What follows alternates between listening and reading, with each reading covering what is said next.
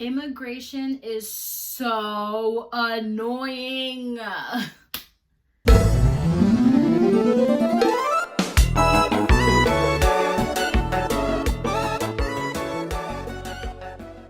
Hey guys, welcome to my channel. So if you didn't kind of catch that from my little rant, I currently am going through immigration issues and a process right now. So I am engaged and we are filing for the K1 visa right now.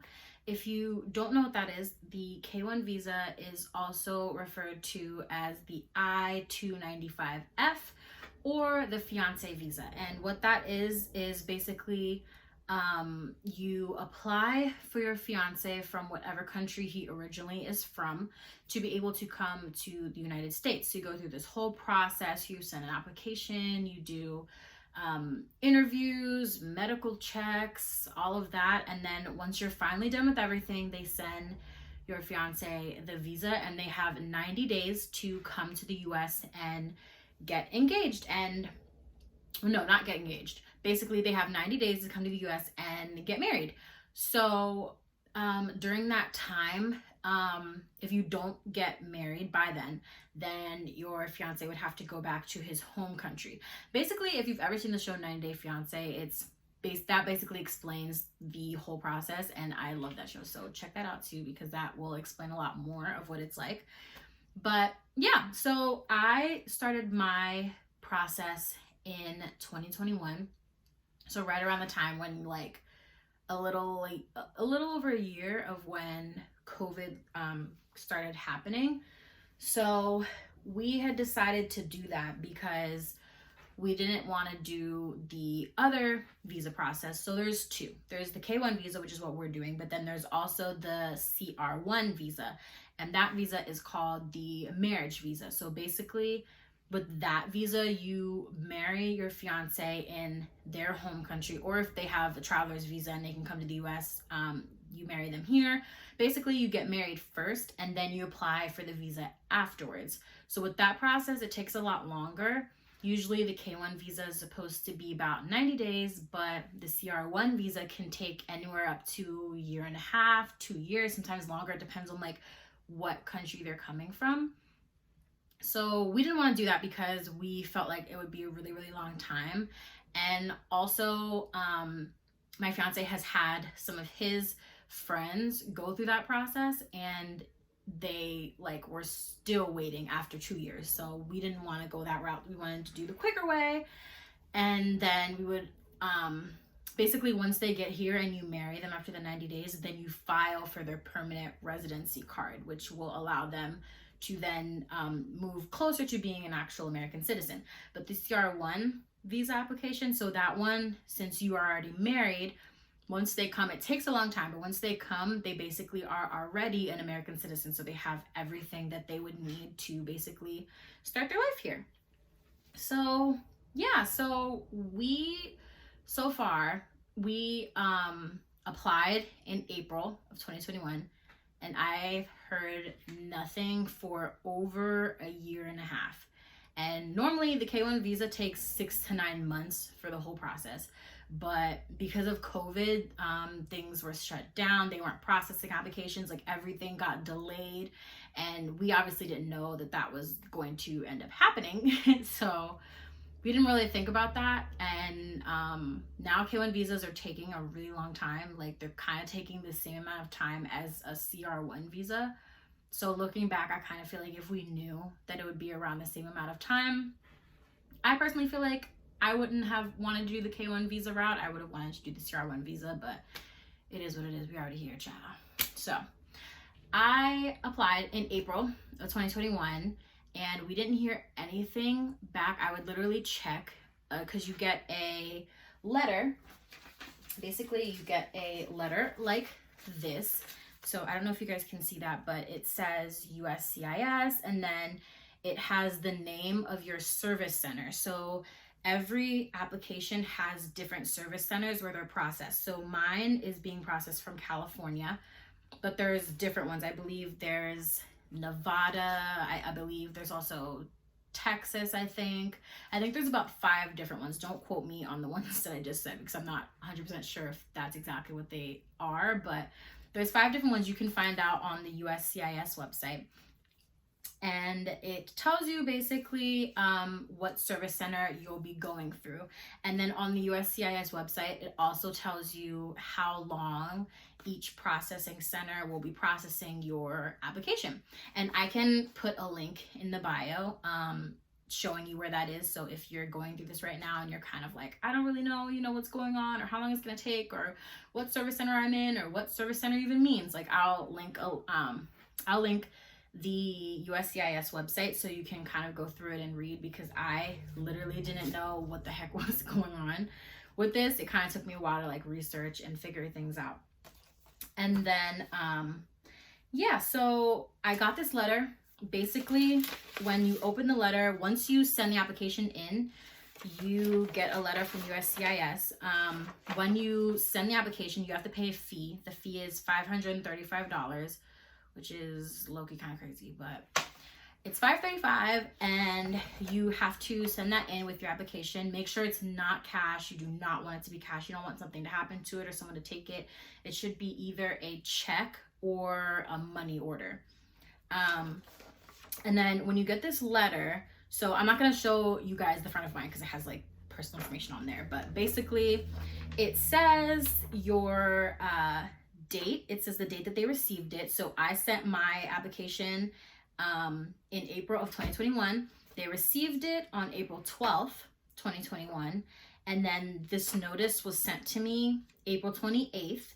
It has my receipt for how much I paid on here. So it shows that I paid the amount and that they received it. It has my receipt number. So the receipt number is what you're going to use when you are looking to see how far along your process is.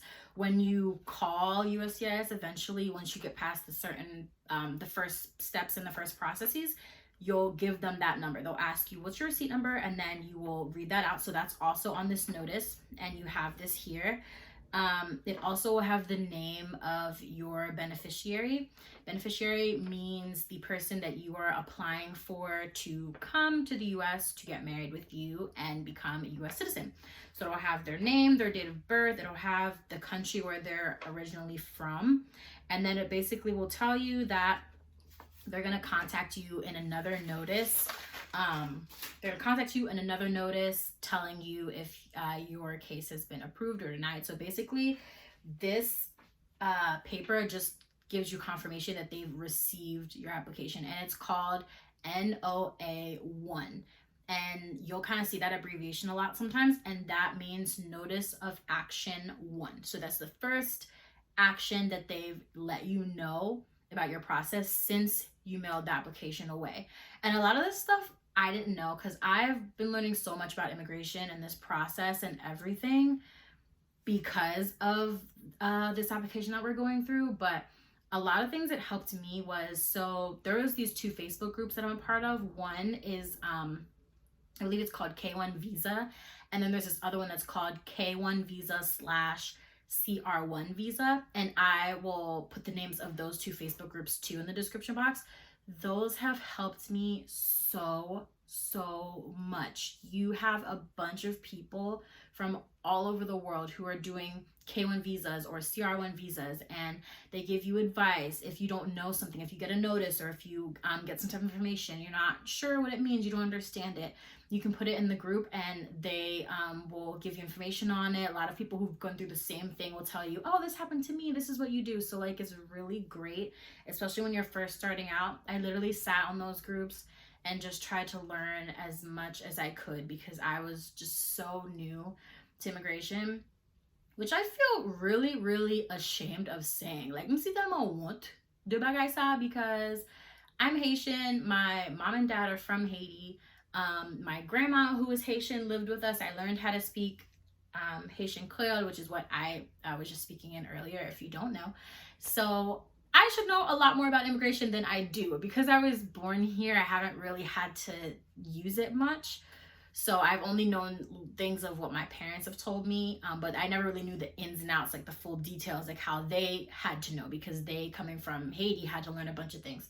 So I'm learning now. So yeah, so those groups really, really helped me so much. So I highly, highly recommend, if you're starting out or if you're thinking about doing this process, do as much research as you can in those groups, because those people, they've been through it. Like, it's better for me to learn from people who've gone through the process than just like reading things online, because I feel like people who've gone through the process, they can tell you things that you don't know, or they can tell you things like mistakes that they've made, what not to do. Like, that's kind of the things that I was looking for when I was first starting out. So yeah, so I've gotten my NOA.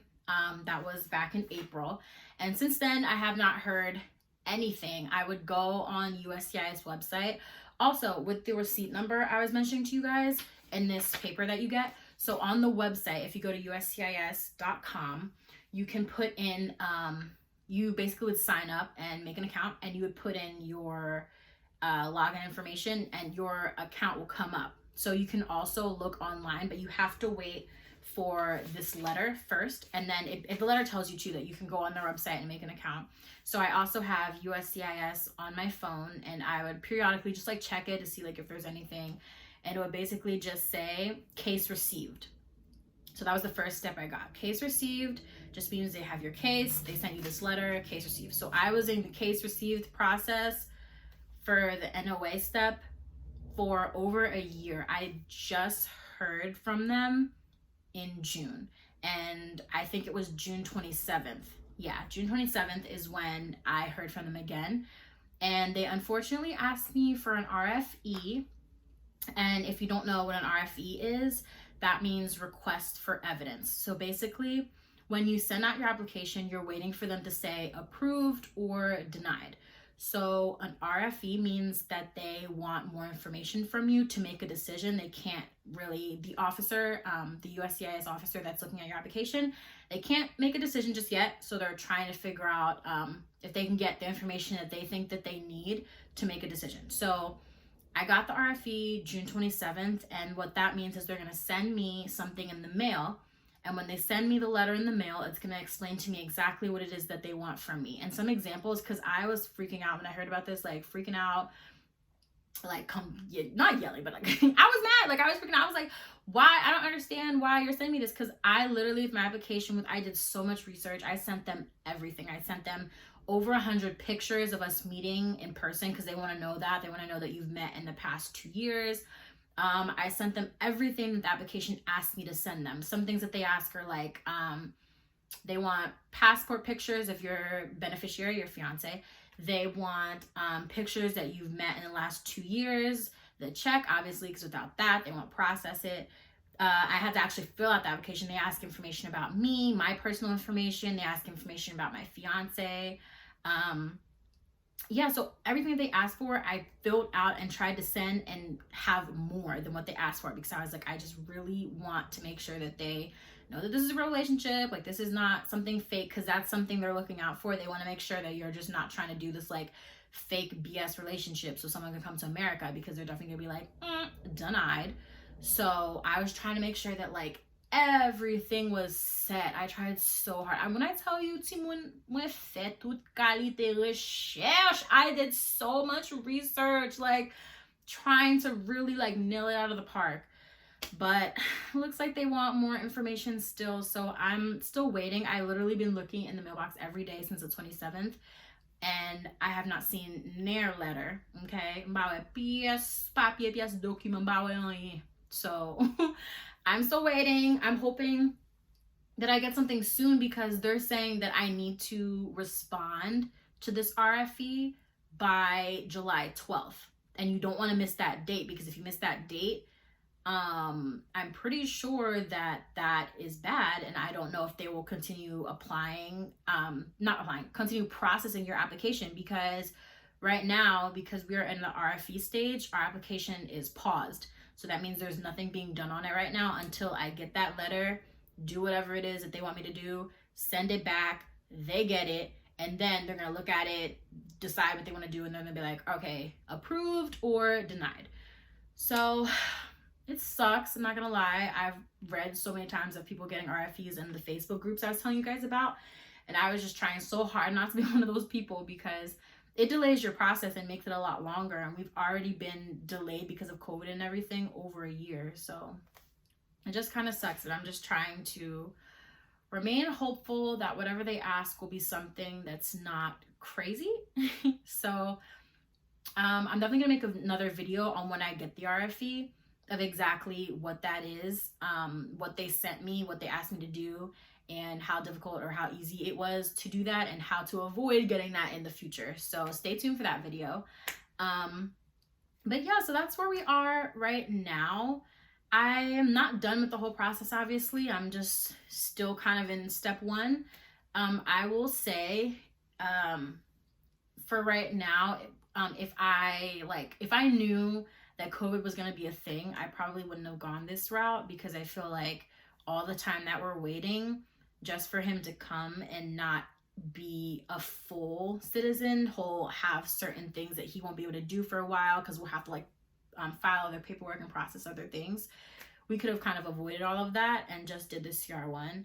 But then again, I don't know, because maybe if we did that, it would have been even longer than what that normally is. That's what my fiance was saying, that like he feels like if we did that, then if it was long before, now from after COVID, it would be even longer. So who knows? Nobody knows with immigration. Things are crazy and annoying and confusing. But yeah, so that's where we are right now, and we will see what's going to happen for the future. So thanks so much, guys, for watching my video. Make sure that you you comment if you're going through this process as well. Any questions you guys have that you would want answered, I am totally up to answering them. This process is really hard and draining being a part of it, honestly, because you just want your person to be here, and it's so hard having to constantly and consistently prove that something is true and real to people who like don't even know you. Literally, they're just like in an office looking at your stuff on paper. So if you're going through that and you're kind of struggling, definitely comment down below. Like, I would love to support you through that journey because I know what it's like. Keep a lookout for my next video. Bye.